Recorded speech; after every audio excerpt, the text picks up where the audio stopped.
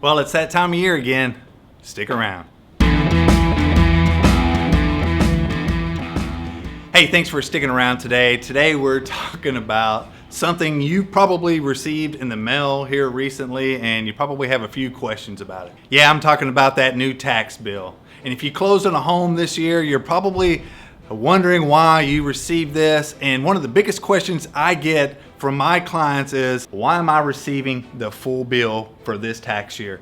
Well, if you'll look back on your closing documents, you'll see where the sellers credited you their prorated tax amount from January 1 up until the day you closed. So technically, they've already paid their portion of the taxes at closing.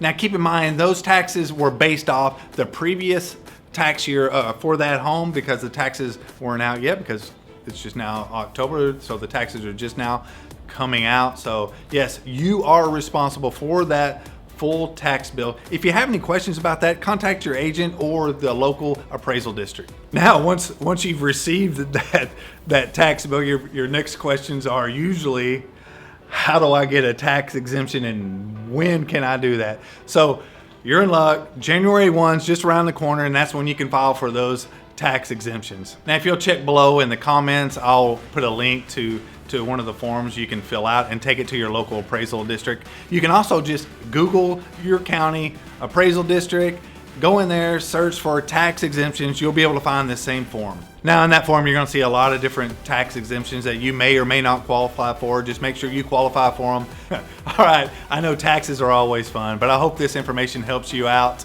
Thanks for hanging out, and I'll see you next time. You ever just shoot an entire video and realize you didn't have the microphone on? Well, take 12.